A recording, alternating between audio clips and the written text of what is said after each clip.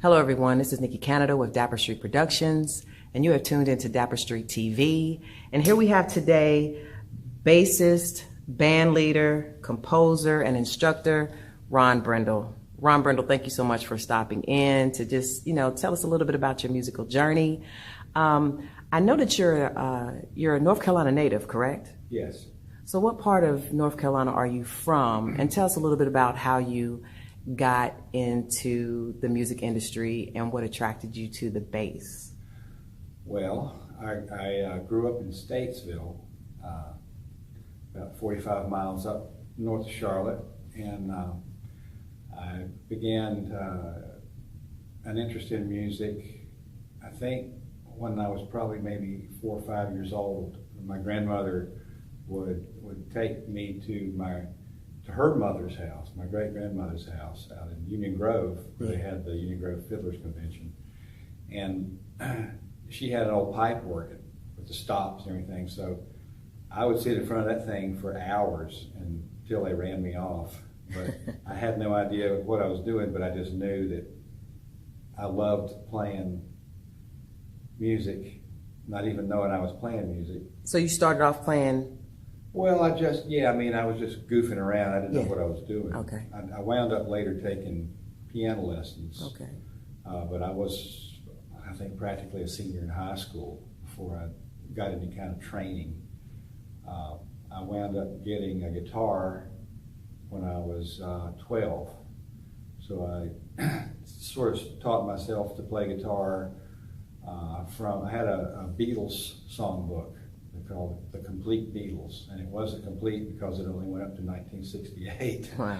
So I just learned how to make guitar chords from that book and played by ear, listened to records and picked things off the records. And after the Beatles, I got interested in more types of music. I was really into B.B. King. Okay.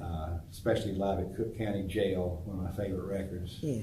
So when I was a guitar player, I was really into B.B. King, and then around the time I was in high school, Cream hit, Sunshine of Your Love and all the psychedelic rock. So I was into rock, and then later as I grew and went to college and things, I got interested in different types of music, and I remember seeing Emmett Chapman.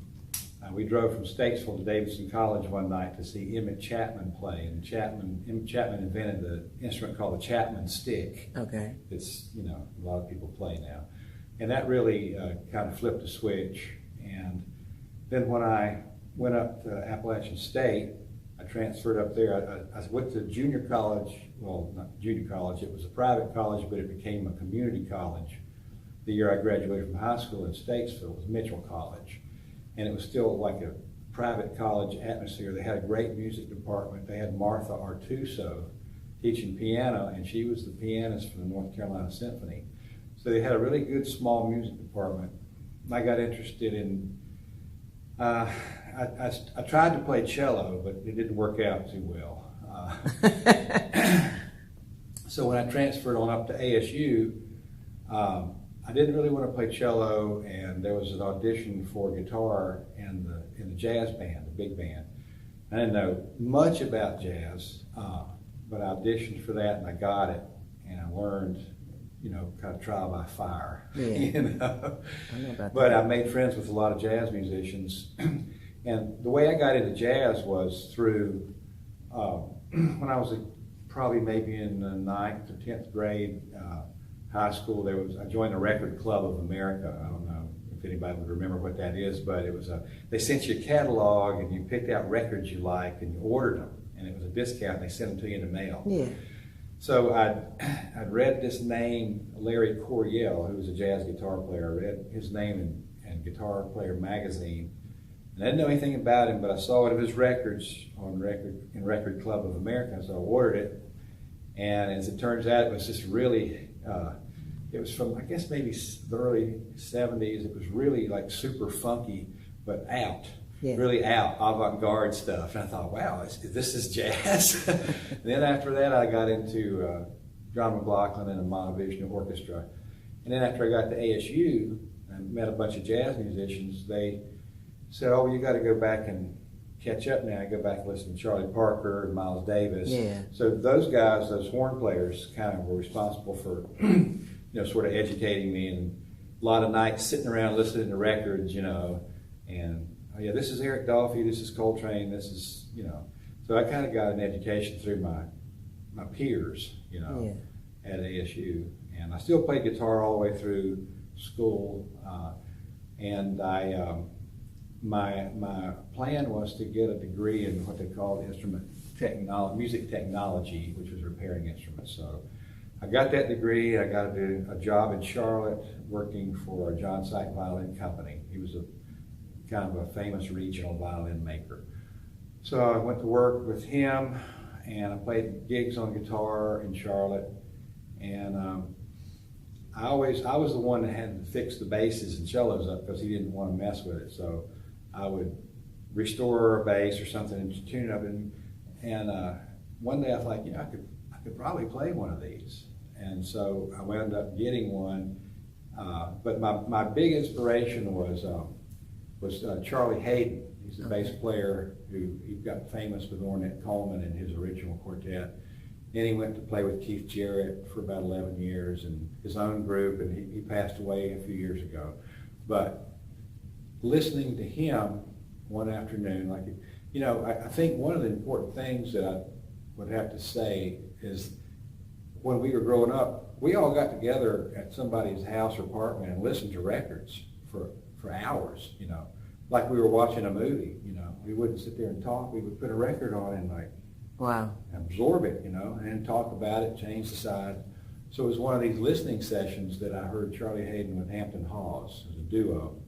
It was a record called As Long as There's Music, and that is the moment right there. I'm like, I gotta play bass. The pivotal moment was really digging into Charlie Hayden, and was that more? Yeah. That was more where your inspiration came from, as far as It really was, because I'd listened to a lot of records with a lot of bass players on it, but it was just something about his sound. Yeah. Just the sound.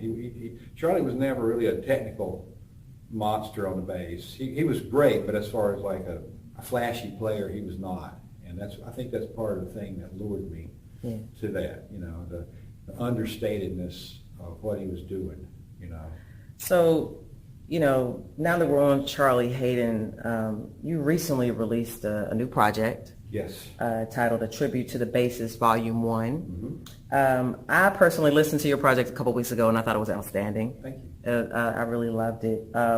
My favorite is Pocket Full of Cherry. Yeah. By Charlie Hayden. So I would ask the question, what is your personal favorite on the project, and why? That might be it too. I just love that tune. I've always loved it. It's written by Charlie Hayden, and it came from it's on a Keith Jarrett album called Bop B, like bebop backwards.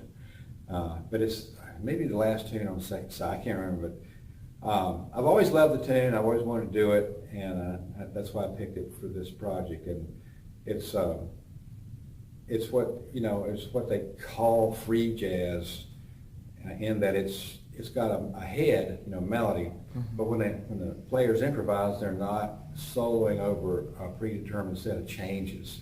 It's sort of like collective improvisation, kind of like Ornette Coleman said, based on the character of the melody. So I thought it was great. I love that style of playing.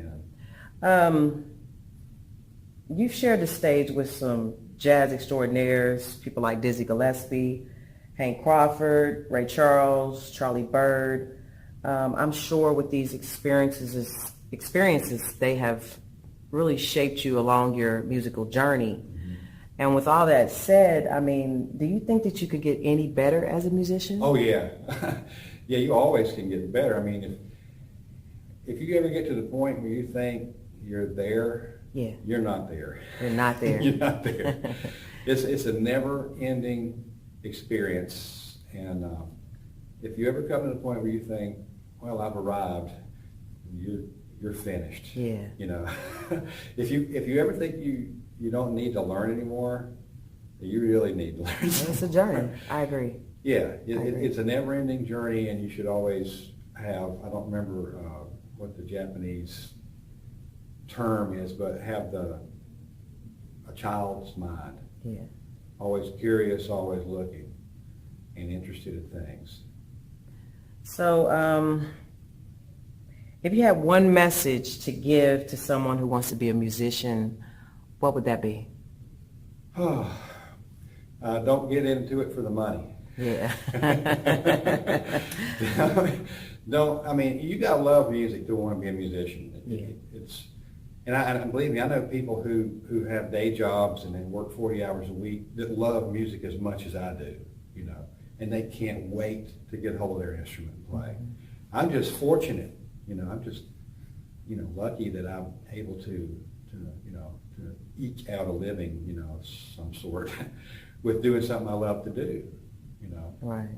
My brother's 6 years younger than I am, and he retired 2 years ago from his job, which he didn't like for 30 years, Wow.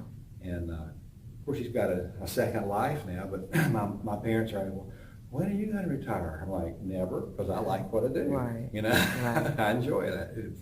But never think about quitting unless I had to for some health reason or whatever. God forbid. Well, this has been great. Ron, I want to thank you so much for agreeing to stop by. Sure. And where can we find you?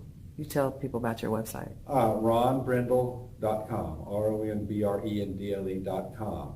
And also, I have a small record label called Low Note Records. This new release is the 13th, the 5th under my name. There's other artists on the label, but it's Low Note, LONOTE records.com. And it's a separate website. Yeah. Okay.